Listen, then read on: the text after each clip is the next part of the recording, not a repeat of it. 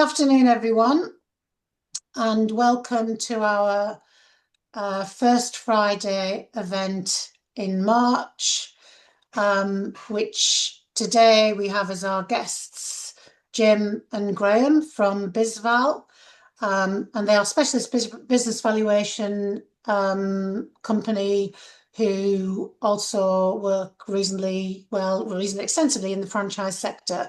So we've come together today to look at the reasons that franchises need valuation.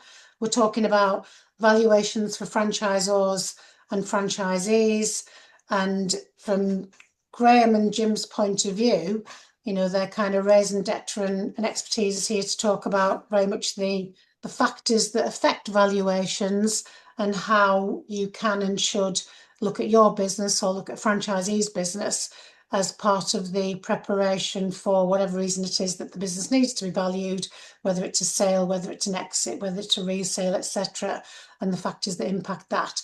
So without further ado, Jim, I'll hand over to you and leave you in sole charge and responsibility of the tech. So welcome again and nice to see you. Thank you very much. So we're just going to put up our presentation quickly.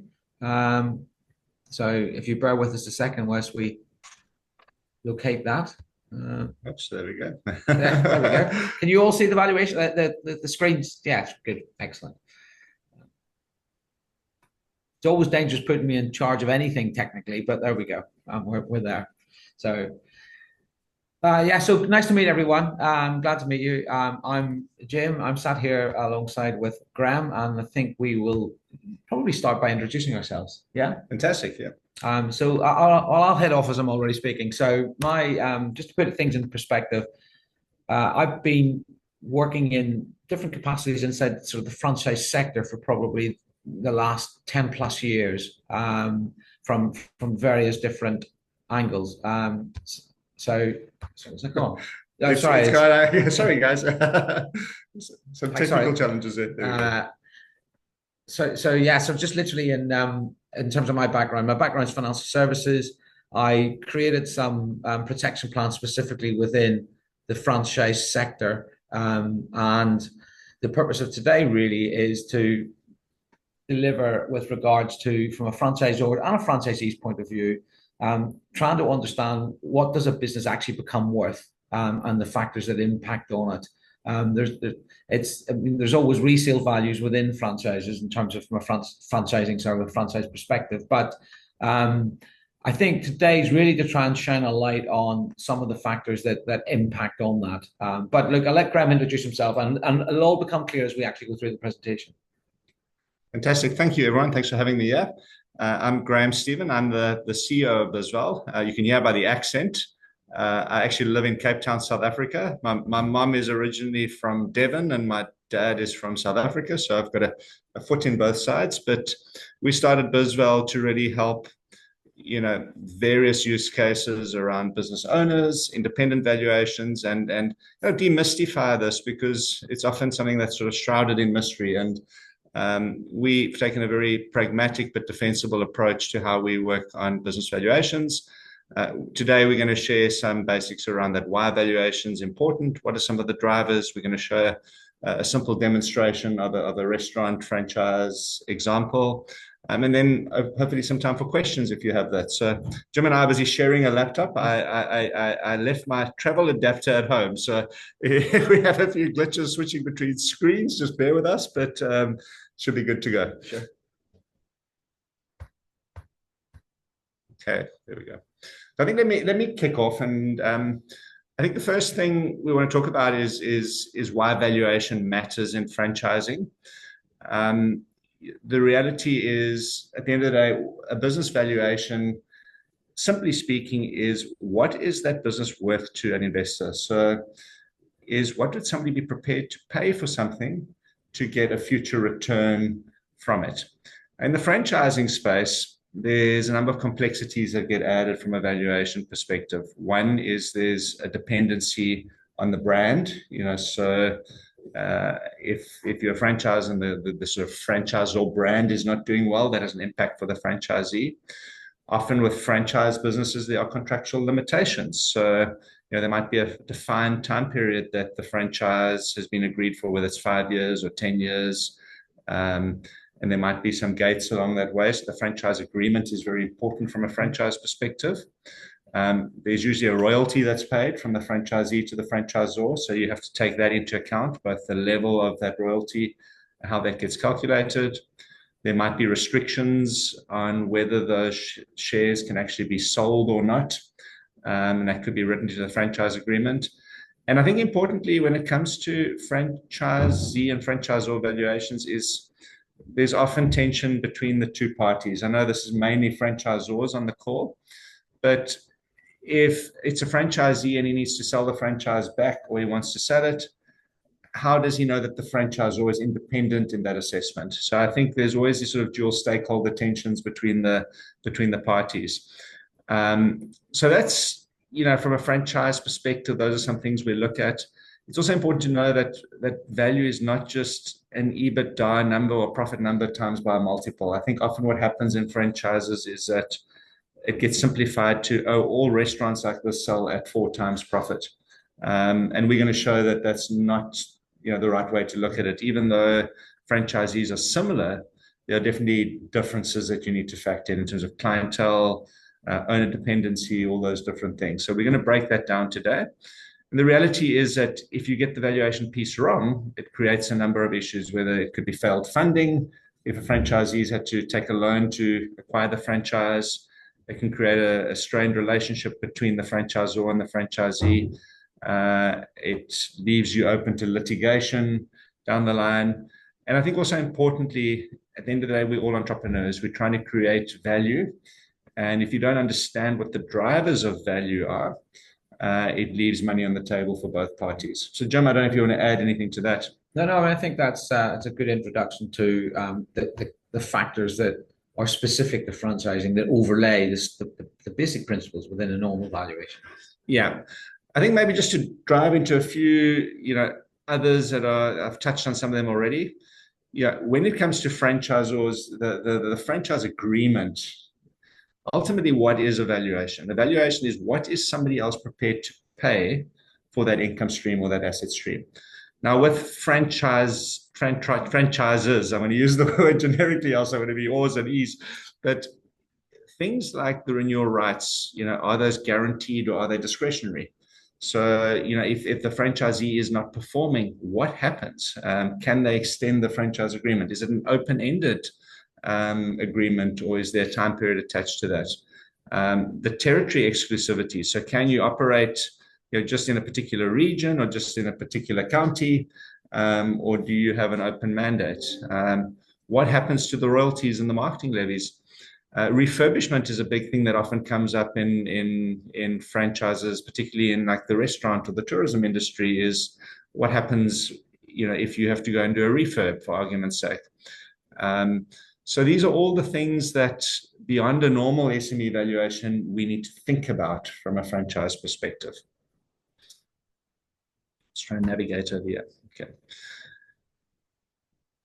The other things we see is often what happens is that franchises or franchisees, they want to simplify things. So they say, go and have your accountant do a valuation. Now, not that there's anything inherently wrong with accountants. I'm an accountant myself by training. Okay. But often the local accountants don't know these sorts of nuances that they factor in. So they'll balance sheet and they'll say, take a balance sheet valuation. They don't know what to look for. They don't know what they don't know. And that can create a situation where you don't have defensibility. They don't do things like sensitivity analysis. What happens if things improve or they don't? I'll take a restaurant example for argument's sake. If you owned a restaurant franchise in 2019 and then suddenly COVID hit, what happens if the buyback had to happen in 2021? How do you factor that in? So these are all things which, if you don't get them right, can create issues in the valuation process. Okay.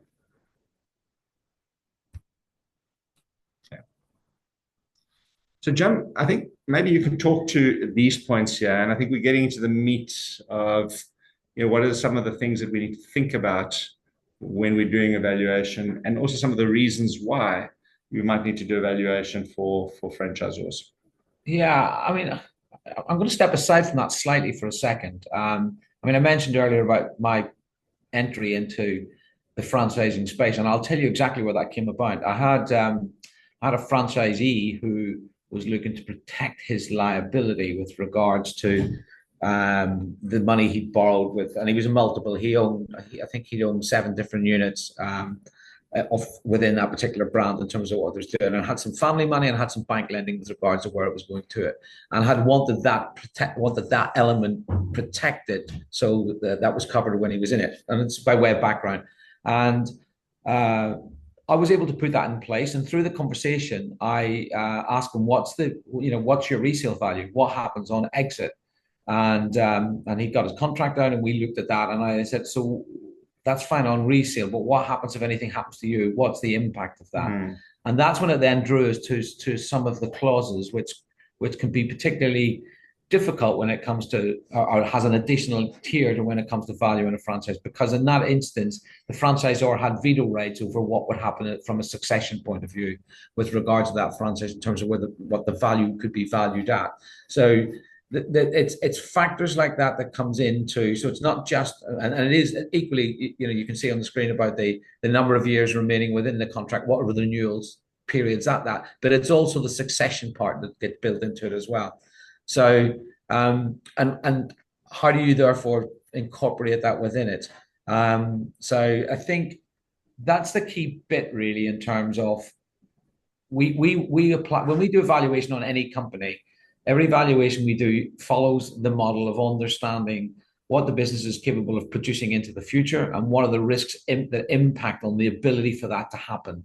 And I say these are some of the nuances of within franchising where there are a risk factor that may prevent what that could produce in the future. So I think that's probably the best way of trying to describe that. So it's more, so the buying back of a franchise, it's also about the resale of the franchise and where that moves forward. Yeah, and I think I spoke about some of this a little bit earlier, is, if as a franchisor you're buying back the franchise, this question comes up: who appoints the value? Is it the franchisor or the franchisee? Because they're both, the franchisee wants to get as much as he can, and often the franchisor wants to pay as little as they can. I'm sort of amplifying for effect. Everyone wants a fair deal. Sure. But these nuances can make a difference. Yeah, I mean, I think quite often it's not the franchisor buying it back, though. It's someone else buying the franchise. It's a new franchisee taking over the value, but it's just that the franchisor has an impact on it. It's not them buying it back. It happens on some occasions. Yeah. And then the other thing, let's just talk about some of the reasons for that. That's obviously one of the key things, is when a franchisee either wants to sell the franchise, new franchisee comes and wants to buy a franchise. But other things like a franchise owner or franchisee is going through a divorce, or the franchisee might be 2 different partners and one of them dies and they need to buy out the franchise. Or the franchisee might be doing some strategic planning to saying, look, I'm trading off between, do I need to go and do a refurbishment in the restaurant or not? And what is the impact on value? And is the money that I'm going to invest in doing that refurb actually going to pay back to me in time? So when you get into negotiations around what refurb periods do you need, for argument's sake, you need to understand how that impacts on value. Sure. And then the last part is obviously around funding the purchase of the franchisees. Banks will look at this from an angle of, is the franchisee going to make enough money to actually pay the loan back that's been taken out to acquire that? All right, so what we're going to do, and I think this is the easiest way to explain, is we're going to give a real-life example of how evaluation actually works. So I'm going to paint a picture of a scenario, and then I'm going to juggle my screens a little bit so that we can actually see the right screen. But in this scenario, this was a restaurant franchise. They were making 1.2 million revenue per annum. It was making about £180,000 a year, what we call EBITDA. That's profit before tax, interest, and amortization. There was in total an 8% franchise fee being paid. It was made up of a 6% royalty and a 2% level. There were 5 years remaining on the franchise.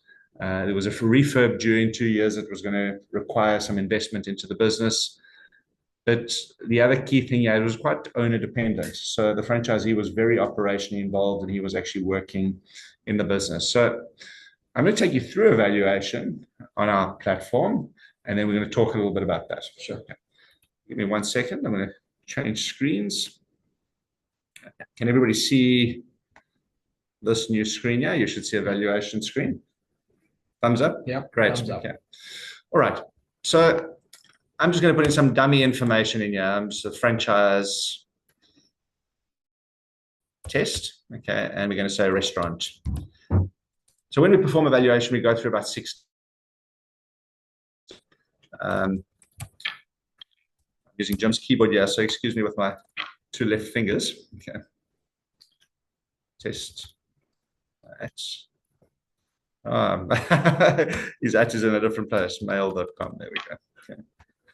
Right. We put in a billing address, and I'm just going to quickly put in, please don't stalk Jim. I think that's his home address. And then we go through, this is essentially how valuation works. So the first thing, you need to understand the business. What is the legal structure of the business? Is it a sole proprietor? Is it a company? And in most instances, a franchisee would be under company structure. The sector that's being operated in makes a difference. If you're operating a filling station franchise, or you're operating a restaurant, or you're operating something else, it makes a difference to the value of the business. But in this instance, it was a restaurant, so I'm going to tick that one. The age of the business makes a difference. Is this a new franchise? Is it a business that's been going for a long time? Is it established? So in this case, it's been going for 5 to 10 years. The region of operations was obviously in the United Kingdom. And the franchisee had between 6 and 20 employees in their business. Okay. Makes sense to everyone so far? Okay. So what this does is it gives you a sense of sector, industry, risk. Second thing, really importantly, and this often gets missed, is how much money is that business actually making? Okay. So we go through a process of saying, what are the total sales in the business? As I said earlier, it was 1.2 million a year in revenue. The cost of sales in this instance is essentially the franchise fee is a cost of sale. So that was 8%. That was 100,000 quid.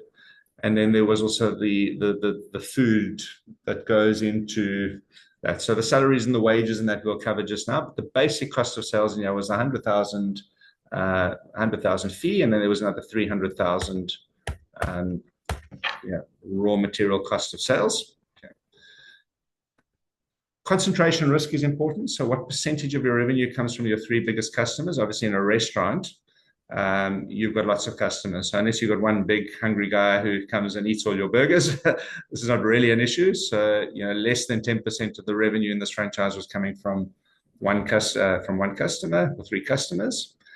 And what percentage of the revenue is repeatable? So how certain is that revenue is a big factor when it comes to valuations. Now, this was a regional franchise pub, and they had a lot of regular customers who came back. So more than 75% of the customers in this instance were repeat customers. Okay. The next step is understanding what the expenses are with the business. So what stock was on hand? There was circa 100,000 pounds worth of stock. Understanding what the salary and the wage bill is of the company. So they were incurring about 400,000 a year in wages.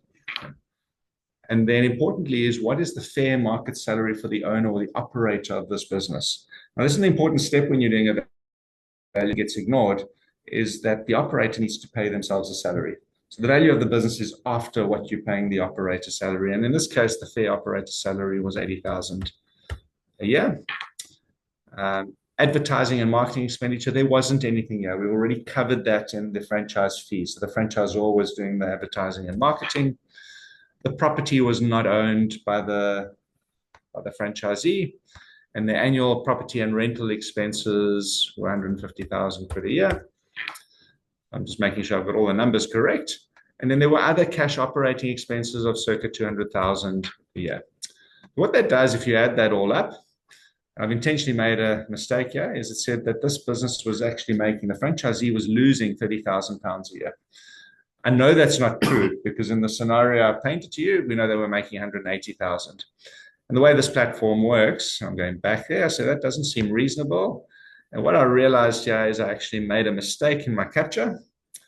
This should have been 200,000 in salary and wage bill. And I'm going to go and click next. And I've checked there. I said, okay, there. I know that the numbers have been captured correctly. So 170,000 profit before tax a year. Okay. How working capital works is very important as well. So, has the company been paying a dividend every year? In this case, there's no excess cash in the business. So every year they pay a dividend. There's no investment account with any money sitting in it. Your working capital cycle, how often do the customers pay you, is really important. And in a restaurant, it's typically cash on delivery. So you get your money in quickly. And then how many days does the business owner pay their suppliers? Okay, so they were paying their suppliers less than 10 days. So this is important from a franchisee perspective because you need money in the business to actually make it work. Your cash flow and your working capital management is the lifeblood of the business. You then have to look and see if there are any fixed assets in the business. So, kitchen equipment, tables, chairs, all of that sort of stuff. Now, when you're valuing a business, you need to know what those are because you're going to have to replace those at a point in time. In this case, there was about £100,000 worth of actual physical fixed assets in the business. And then importantly, is there any debt that's owed to a bank or third party? Because the value of the franchise, you need to factor in, you've got to pay off any external debt first. Now, in this instance, they had taken out a loan to acquire the franchise, and they still owed 200,000 on that loan to the bank. Okay, and the interest rate on that was 10% per annum. Okay. And then the last part is very important because it's not just about understanding the past performance of the business, it's around understanding what the future performance of the business is. So you need to have a view on what your future growth expectation is. So we split that into two. What are you going to grow at in the next 12 months and what are you going to grow subsequently? They were growing at about 5 to 10% per annum. And they were expecting that to continue over the next 5 years. The stage of the business is important. Is it a startup? Is it a well-established business? Is it growing consistently? In this case, this is a well-known franchise. They had been growing consistently. And this determines how risky is the business, and that will impact on value. The expenses and infrastructure. Now, when expenses and infrastructure are important because it determines profitability. Now, in this case, I mentioned that they needed to do a refurb in the business in 2 years' time. So whilst the expenses were sufficient for existing revenue, at the present moment, they're actually insufficient because they know they need to invest more in the business for a refurb. So I would tick that option. If you have to expend more, then obviously the value would be lower because your profitability reduces. And then very importantly, we ask about the owner dependency. How dependent is the business on the owner? And in this instance here as well, the business was very dependent on the owner. As a restaurant franchise, he was very involved. He could barely take a 3-day holiday, let alone 3 weeks. Okay. So these are the kind of inputs when you're valuing a business that you need to think about. And everything else is a function of that. And what we then do is it allows you to very quickly run the valuation. Okay, I'm going to submit that very quickly. Okay. And immediately it'll pop out a valuation range. Okay. And in this instance, the business was valued at £400,000. Okay, that's after deducting the debt. And you'll see there's 3 different methodologies that we use to value the business here. We've got what we call the discounted cash flow. That's the value to an investor of the future profits of the business. The earnings multiple is based on what the sort of past performance of the business was. Okay, that's what's common methodology is take a multiple of profit. And the net asset value is if you had to shut the business down now and sell the assets and pay off the debts, what's it worth? And you can see in this instance here that that would not be a good idea in the business. Now, this is really important from a franchise perspective because usually the business owner or the franchisee in this case is going to want to get the maximum value. So the discounted cash flow will factor in future growth expectations, all of that. Whereas a new franchise owner is going to say, well, I'm going to bring that value. I don't want to pay for more. So when you get into the selling negotiations, often what happens is this is the price that a new owner of a franchisee is willing to pay, but this is what the old owner wants. Okay. And this is where some of the discussion around valuation comes in. The fair price always sits somewhere in the middle. And that is structured through a combination of earnouts or deal structure and all those things online. So I'm getting pretty technical around that. The last thing I do want to show, and this is really important, is once you know that this business is worth 400,000, you also need to know what you need to achieve to enable that. Okay. So you can never lose sight of what the profitability needs to look like. And when you do a valuation, you need to know what underpins that. So in this instance, I'm just moving around my screen here. For this business to be worth 400,000 quid, this is what it has to do over the next 5 years. So you have to look at the performance and say this business needs to make 145,000 profit in year one, growing up to 190,000. You need to be growing the revenue along this. So it actually provides a blueprint for both the franchisor and the franchisee in terms of what the performance of that franchise needs to look like. Okay, so I know I've gone quite technical, and hopefully you guys have been able to follow. But in a nutshell, that is how we go about valuing a business and valuing a franchise business. And those outputs would be looked at by different, what I haven't done actually, Jim, let me just jump there quickly. And I apologize. On the right screen. Have I lost it? Did I close it? One of the other things is what we call like what if. Okay. So evaluation is always at a point in time, and it's always based on the assumptions of growth and various things. So one of the nice things about evaluation is it's not static. So you don't have to accept it, and there are things that you can do about it. And for both franchisors and franchisees, what this tool allows you to do is to say, what if some of those assumptions change? What happens if, in this example, the owner was able to say, I'm going to go and hire a sales and marketing person in the business to help me grow the business? Okay. Can I just check everyone's still seeing the screen? No, you're not sharing. You're not sharing it. You've taken it off, so you just need to. Yeah, that's what I thought. I thought my sincere apologies. Yeah, I thought that had happened. So we're. Got a lovely large shot of you two, but yeah. No. There we go. I hope I haven't been talking the whole time without a shared screen. No, just since you finished the valuation, it went off. Okay. Can you guys see that there? Can you now see the screen? Yeah. Right. Thank you. Okay. So what this allows us to do is just take this example that I used here, is that this franchisee wanted to improve the value. So what they decided to do is they were going to hire somebody else, and they were going to move this little slider across, and it was going to cost them an extra 50,000 quid a year. Okay. And normally if you spend more and your profit goes down, that would reduce the value. But what they were going to do was to have that person focused on growth, and they were able to grow at 15 to 25% in the first year, and then at 10 to 15% beyond that. But most importantly, is that it allowed the business to be less dependent on the franchisee operator owner. Okay, so he could now take a 3-week vacation by just being available to his team because he had somebody who was there to take charge. And what's super important here is that it shows the sensitivities around that. Okay, is that yes, he was spending more, but the value of the franchise goes up, reducing risk. You're taking away the owner dependency, you're increasing the growth of the business.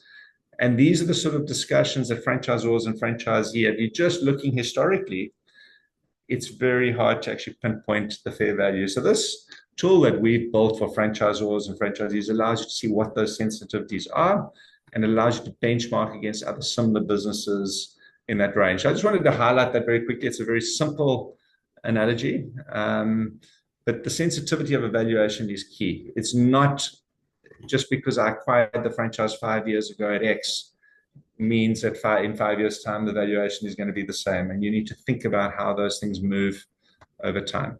Okay. I think I should be able to see my screen again. I'm going to go back to our little presentation. Then, Jim. And again, are the slides now back on the screen? They should be. Yes, they are indeed, definitely. Yeah. Thank you. Okay, so I'm going to hand back to Jim, and we're just going to talk very briefly, and then we're going to open the floor up to questions, because I think the real value comes in having some discussion and some questions from you. But Jim, I think to highlight the point is in franchise networks, or what are the challenges, why this independent valuation matters, and then we're going to open the floor up to some questions. And we're repeating a bit of this from what we said earlier, but I think also, we just looked at a restaurant principle, and one of the things that we do, which I think is often missed inside the franchising space, is that a valuation we carry out will be based on the principles of what someone would pay for a business, but taken into that, which is what is the discipline of the sector it's in. So that's why it's not just a multiple of a profit a business makes, etc. So completely dependent on what sector you're in, where the operation of that is, and what geographically based, etc., will all impact on what those end valuations are. So it is.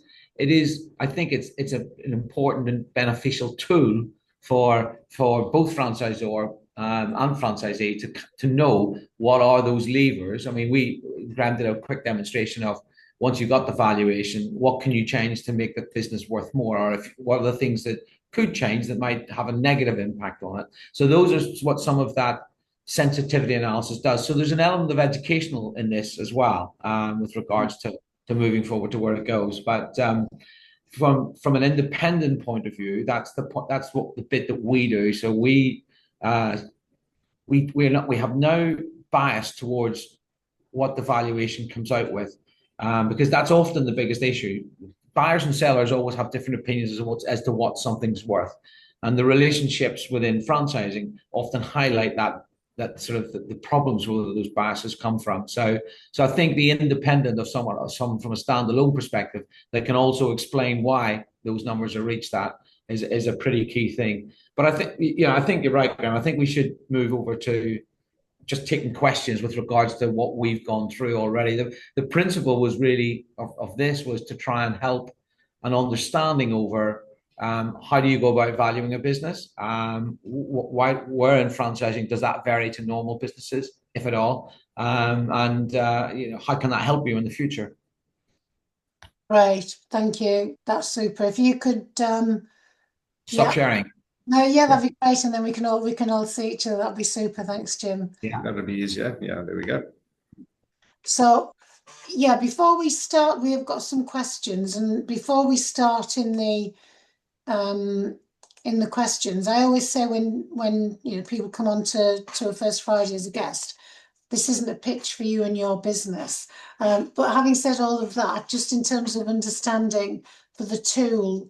Is the tool used, is it subscription basis? Do franchisors subscribe? Do franchisees subscribe? Because it's a really interesting tool with, as you say, ability to look at the business from a management perspective. How does it actually work operationally?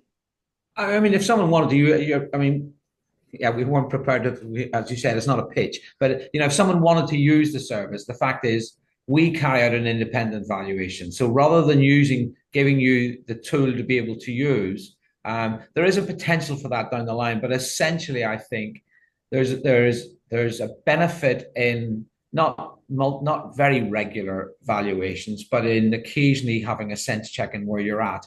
And we would carry out having the independent factor of us carrying out that valuation with the respective business, whether it's the franchisor's business itself or one of their franchisees. That's just on a fixed fee basis. We just literally charge a fee for the valuation and the consultation, and then we give access to those tools to be able to say, well, what if we did this? The what ifs? How would that be built into it? So I'm not sure if that's answering your question, Julie. I mean, yes, we do occasionally have people who we can train up to use the tool, but that doesn't happen in that many situations. It's principally if someone wants to engage with us, we'll carry out the valuation from an independent perspective and stand by that. Yeah, thanks, Jim. It was really around the consultation bit at the end, because that was really interesting, obviously, when Graham was looking at that. So I guess from the point of view of a user, a user gets the initial valuation, there's a lot of additional factors that can be looked at will influence that. And I think if I've understood it correctly, Jim, what you're saying is that additional kind of consultation comes in as part of the package when someone gets a valuation. Absolutely. And quite often there's a third party is often involved in that as well. It could be a business advisor to that company. It could be their accountant. It could be the franchise consultant. It may be various people who are working with a particular franchise who want to also be involved in that and to understand what the impact of the advice that they're giving would have on the numbers. So yes, in simple terms, yes, we will work on a consultative basis for that to make sure that that tool can be used by whoever needs to use it just to get the right outcome. Yeah, great. Okay, no, that was really useful. And again, just from understanding, and particularly for anyone who's watching the recording of this, so that that's lovely. So Simon, as always, we'll start with you. You've asked a really interesting question, and this can be open to the floor, given to Jim and Graham. Thanks for that. I appreciate it. Thank you. Jim, what franchise were you involved in? Just out of interest. I was involved in a specific franchise, so I was a supplier into the franchising space. Oh, so okay. I'd built a succession tool within franchising that protected the value of the franchisee's business, right, and inherently also that space for franchisor. I'm not going to talk too much about it. Just in terms of what it did, it was quite interesting. I built it for a franchisee so he could protect his value, inadvertently instructing the right method. It ended up being arguably more beneficial for the franchisor than it did for the franchisee, but everyone became a winner at the other end of it. But that's something I only asked that because I just asked that because in terms of the context, because obviously, the franchise know-how is obviously the important part of this in terms of what's built into the system, if you like, because for example, one of my questions is which sector is attracting the highest resale values at the moment, because that will influence the end price as well, just based purely on supply and demand. I mean, there are certain industry sectors in UK franchising that are attracting premium investments. For example, a home instead domiciliary care franchise with a large territory that is and a decent a really strong margin built on private clients as opposed to NHS clients. So is that know-how reflected in the system in terms of delivering the valuation? Simon, absolutely, yeah. So the sectors do have a material impact on that, and it's dynamic, so it changes time in terms of the different sectors. I mean, just to give you sort of a helicopter view in the UK at the moment, where we're seeing, let's call it the higher end of multiples, and I'm quite cautious when I talk to multiples because it's a sense check, but sort of estate agency letting franchises seem to be performing reasonably well. Some of the health and care franchises that you referred to, Simon. And in some of the business services franchises, the ones that are not kind of doing that well in terms of value extraction, your fast food franchises, your retail, automotive, those tend to be on the lower end. And it's purely a function of supply, demand, and risk and reward. So I think we all know that some of those last ones, margins are thin. People on restaurants, people are not going. They're not going out. I mean, even Brewdog's just been shut down, or they're going through a massive restructure. So, yeah, I mean, those are the sort of trends that we monitor, we track, and we make sure that gets taken into account. Great, Simon, you're on mute, but I'll come back to you, Chris. You've got a question about, well, mention the algorithm as I would expect. Yeah, I mean, very impressive piece of software. I suspect there's a lot of data behind that, I'm guessing. But one of the factors I thought was interesting, it just struck me as interesting. You looked at the length of a franchise agreement left out of the remaining term, so 2 years out of a 10-year term. Is that a factor in your calculation? Because, as I say, in our context, we don't consider the franchise to be transferable, It's Yeah. business that is transferable or sellable, and Yeah. we would create a new franchise agreement. So it doesn't matter whether somebody's exiting at 5 years, 10 years, or even partway through 3 years. Yeah, so Chris, it's a really good question, and obviously for purpose of the demonstration, I've simplified that a little bit. Okay. But you have to look at those two things in conjunction with each other. So yeah, yes, we're valuing the business, okay, Yeah. and you need to understand what is being bought or sold. Now, obviously, the business has value, Mhm. and if there's an automatic, and in each franchise agreement, you have to look at that separately, because some franchise agreements might say, yeah, it's an automatic renewal. Just provided certain thresholds are left. Others might say it's a fixed 5 term, and that would impact on the future growth of the business. So if the franchise supports that growth, and then the term is 5 years, your future growth expectation might be a lot lower. Okay. I Okay. have franchise agreements where actually those rights aren't transferable.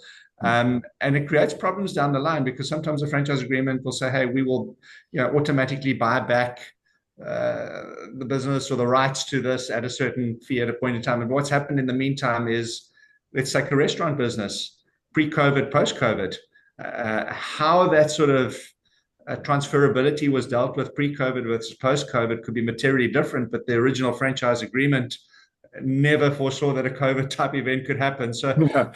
I'm giving you a long-winded answer, but those are all the nuances that you have to factor in.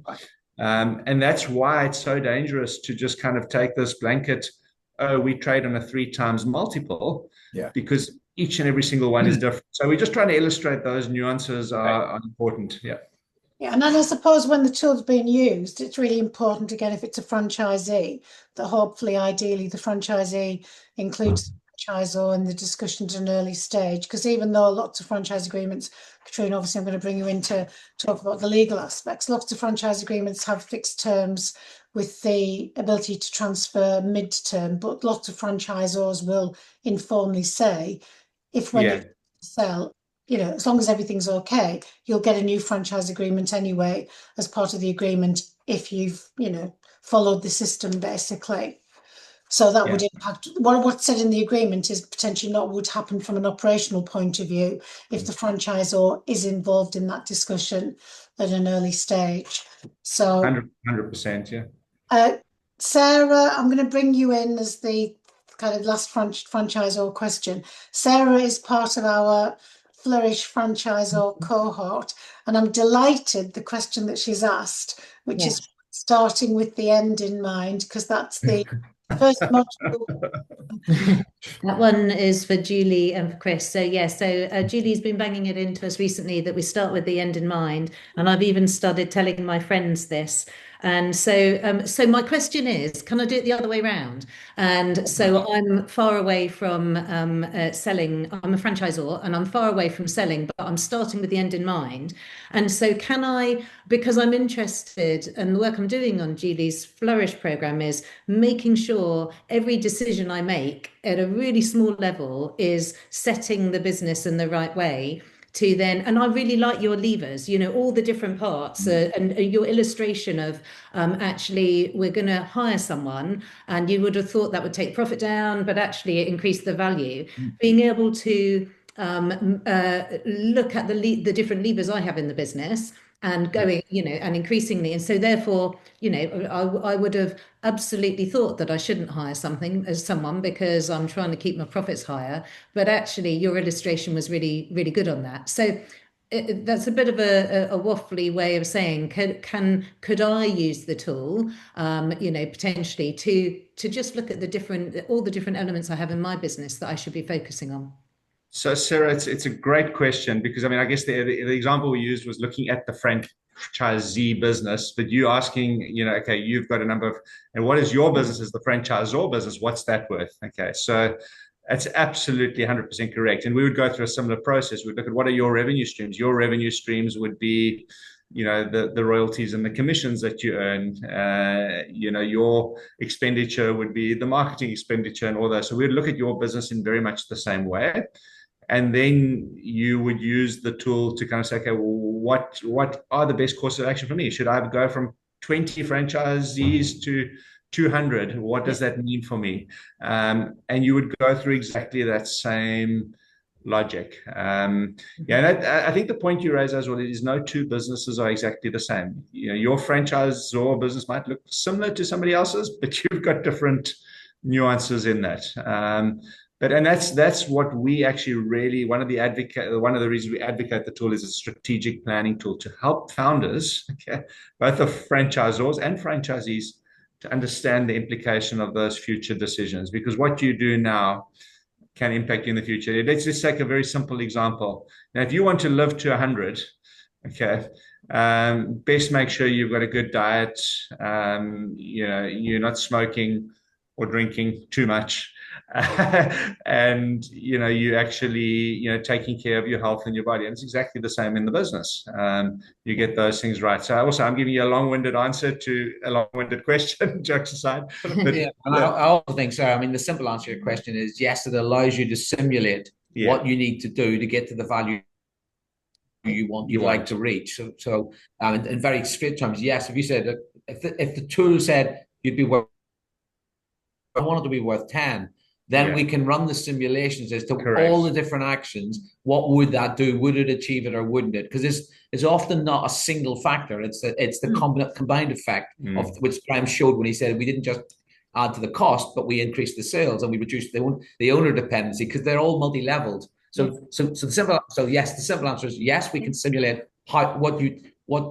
and sometimes there's unintended consequences. So you do something, you think, oh, I hadn't really thought that would impact it. So that's all built into it in terms of how it operates. Okay, two different answers, hopefully, for the same. Great, thank you. Thank you. Can I just follow up on that just a moment then? So the tool is available to play with these things. You can move the sliders around and actually regenerate a valuation, because that really is a powerful tool, isn't it, to try and understand what the factors are in creating a value of a business. I mean, I'd love to know what, if you actually press go with the minus £5,000 or the minus £70,000, what it would, what scenario would create value in a business if it wasn't actually making a trading profit, for example. So there's lots of what ifs. Is that available, to us? And how do we get access to the thing that you showed us? Absolutely. So what happens is, let's say a typical advisory, we've got different types of valuations, but what I've demonstrated now, if you do that, the baseline valuation gets done. On the valuation engagement, we would have 2 or 3 scenarios perhaps that we run. And then you would get a login as a franchisee or the user of that valuation, that you can go and you can run as many sensitivities and strategies that you can dream up. Okay. Right. And then we've got to back up for a business then. For a business. Yeah. So it's not a one and done, and then you're locked in. That's very important. Yeah. We kind of buy access to the system somehow, do we? Yeah. Just as an adjunct to that though. And I think it's a point worth making. With the initial valuation is always done with one of our valuers. So to use the right analogy in terms of the use of the software correctly. So we're not really inclined to give the keys of the Ferrari to a learner driver in terms of the abuse. So the simple answer is yes. And by going through that with one of our values in the first instance, then the ability to do that, because it's easy to just get something and play with it. Go, oh, I like what that says. We'll do that then. But it's equally understanding, and that's where Graham showed on the PDF that when it came out on the report, it showed the 5-year cash flow and the increase in profit. So in other words, it's an easy thing to say, but it also demonstrates you what you've got to achieve along the way for that to become real. But yes, you have access to play with it afterwards. And I think in terms of being time efficient, we've got QR code in a bit that'll ask you if you want more information, so you can say yes. Jim and Graham, Chris is also part of our Flourish franchising cohort, and we are talking about business valuations and thinking about starting at the end, at the beginning kind of thing. So again, from your point of view, any information that you want to send to me, we can look at and share and ponder on as part of that group, because they're all at different stages of development, but they're all thinking about the same thing, currently as we speak, basically. So this is really relevant to what we're doing. But as I say, the QR code's coming up, so you can ask for the information individually, Chris, because I know it's blown your mind. I can see. I can see you.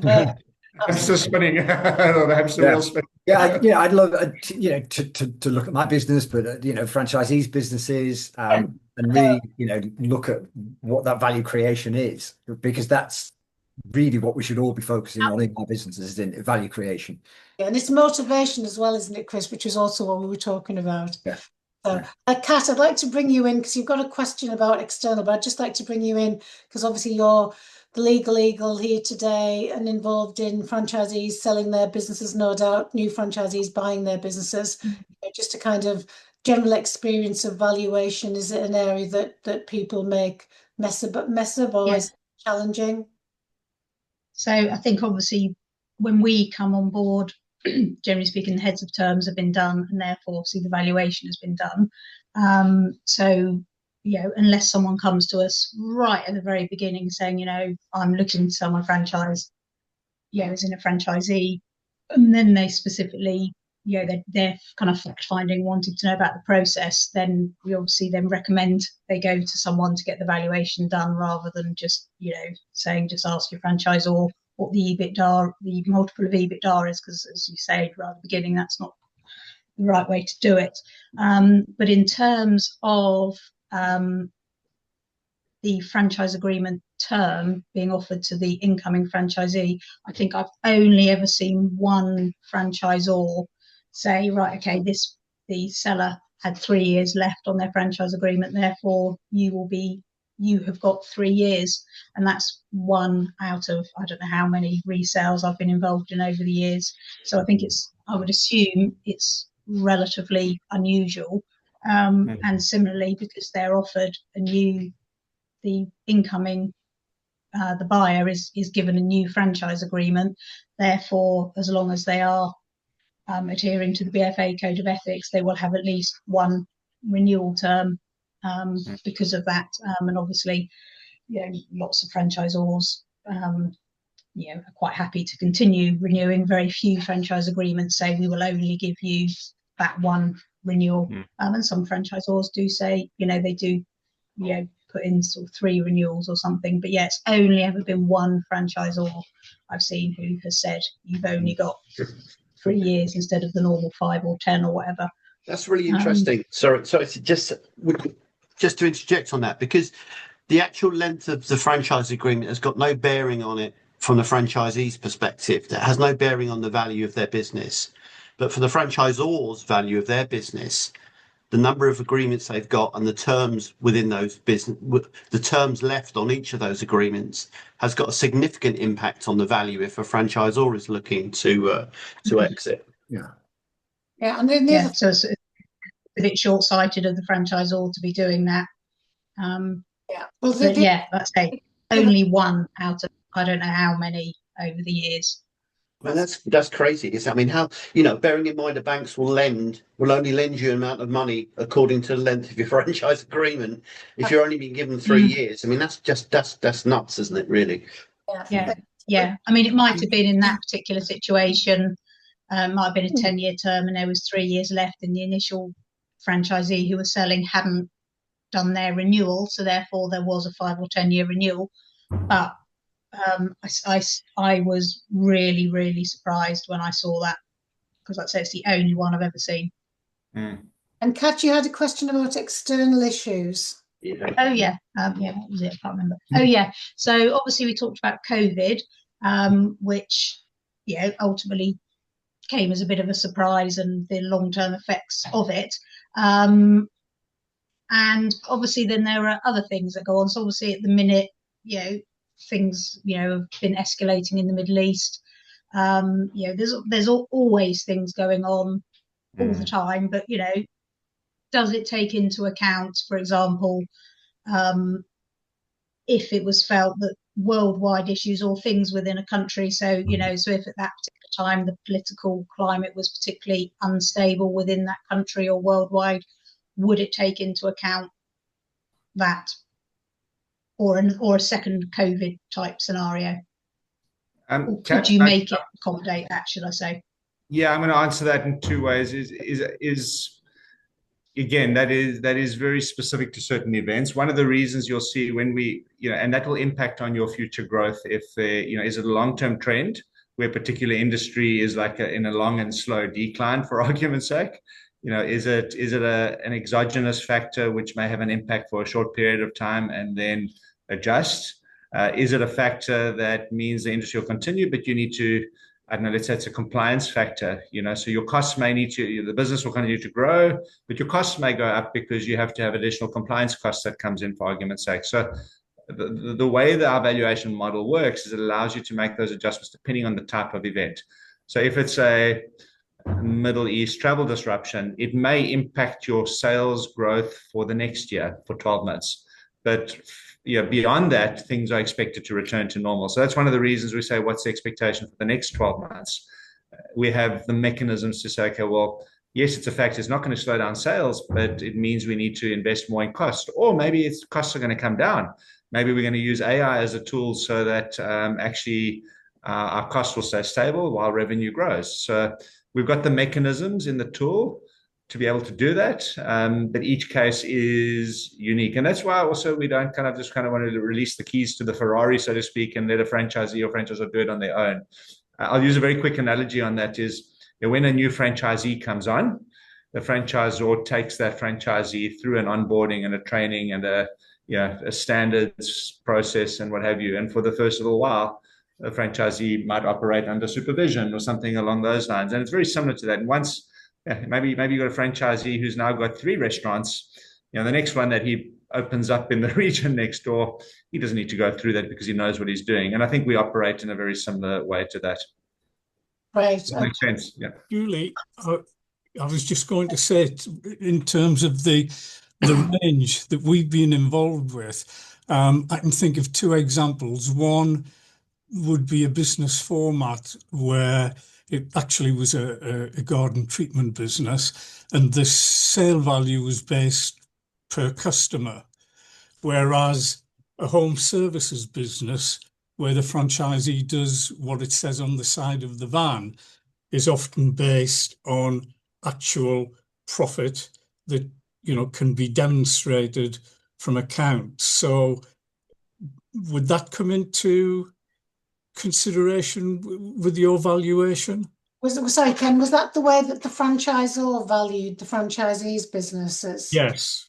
Yeah. So And it was how actually the value was reviewed between the parties as well.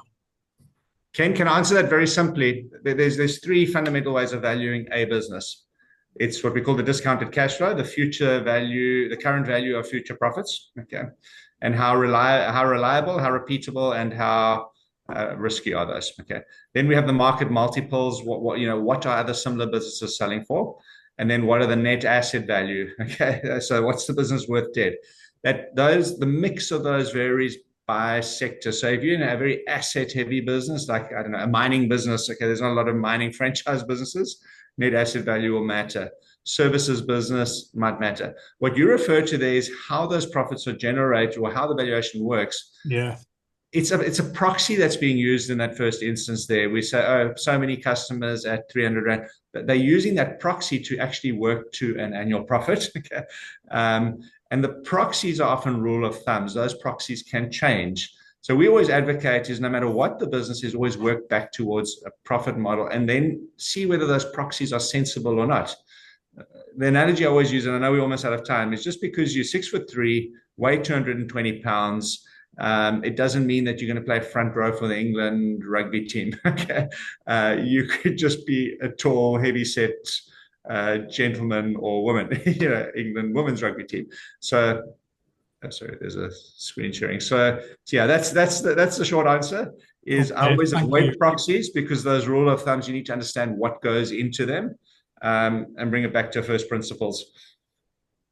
Okay, I'm just going to ask people to quickly show the QR code because I don't want to. We'll stay on to finish off the questions, but if everyone could just get their phones out, zap it at the QR code that's on the centre, and as always, leave feedback for today's session. And if you would like any further information, and this works if you're watching the recording as well, if you'd like any further information about the system, contact details, whatever, please put that on as well, and we will make the appropriate arrangements to do that, basically.